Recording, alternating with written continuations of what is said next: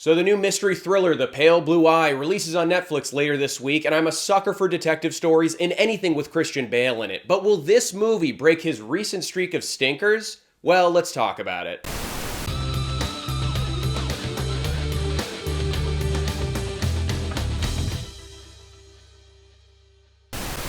What's up, guys? I'm Sully Streams. I post videos every week about which movies are worth your time and which ones are just hot garbage, so make sure you hit that subscribe button to keep on adding to that never-ending watch list. And today we're talking about the brand new Christian Bale Netflix movie, The Pale Blue Eye. All you need to know about this one is that it takes place in the year 1830 and follows veteran detective Augustus Landor as he investigates a series of grisly murders in West Point, New York at the United States Military Academy. Along the way, he enlists the help of a young cadet who will eventually go on to become the famous author Edgar Allan Poe. So this is one of those movies that I was definitely excited for a couple of different reasons. I mean, obviously, anything that Christian Bale is attached to, I'm gonna go and watch. He's been one of the best working actors for the last 20 years. I don't think there's anyone on the planet that can debate that at this point. And you guys know I'm a total sucker for detective stories. Chinatown with Jack Nicholson is one of my favorite movies of all time, so I was hoping this film would mix that with this kind of wintry, dreary atmosphere of old-timey West Point, New York. I had to read a bunch of Edgar Allan Poe in college, and I always really enjoyed his stuff, so I was looking forward to the spin in this movie where he gets thrown into the mix as a young man before he becomes the famous author we all know.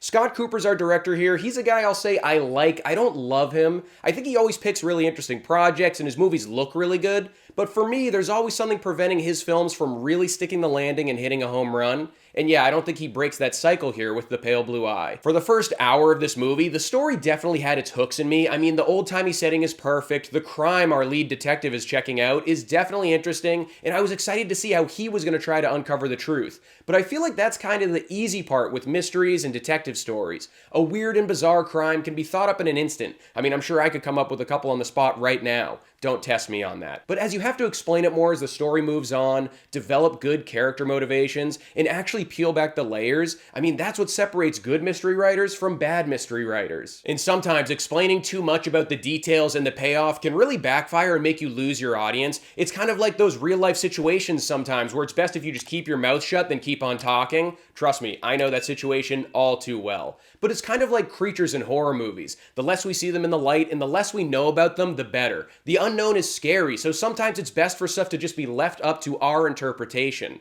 The Pale Blue Eye does not go this route, and I mean, this thing just turns into complete scrambled eggs by the time the credits roll. This movie's at its best when Christian Bale and Henry Melling are out in the world somewhere trying to solve a murder mystery together. I know, shocking, right? All of that stuff worked for me, and I found it really interesting, but this movie should have just stuck to that. I mean, they play off each other really well, and it's a simple but winning combination.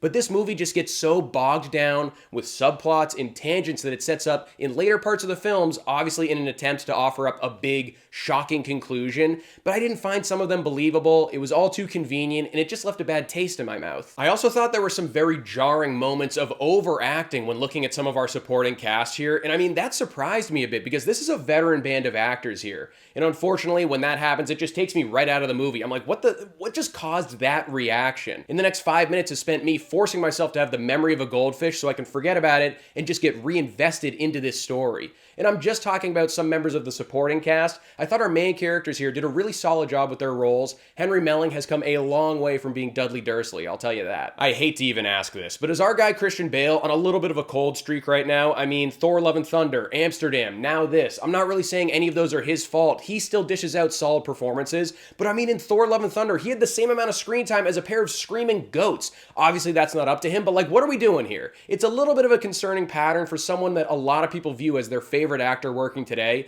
Obviously, I'm not actually worried. I mean, this is Christian Bale we're talking about here, come on. But we all want to see him get back to making absolute bangers, and this just is not one of them. The Pale Blue Eye is 2/3 of a pretty good mystery thriller. Our lead performances are solid, the way it's filmed looks really good, and the crime in question definitely had me intrigued, but as we got further into the meat and potatoes of this story, it all just started to fall apart right in front of my eyes. This is not a bad movie, but all the wasted potential with everything that's involved here is definitely a bummer. There's moments of overacting and conveniences taken to wrap up all of the loose ends that took me right out of the movie and just left me scratching my head. This one just left a bad taste in my mouth, and we're still on the hunt for the first good Christian Bale movie since 2019. The Pale Blue Eye gets a Sully score of 3 stars.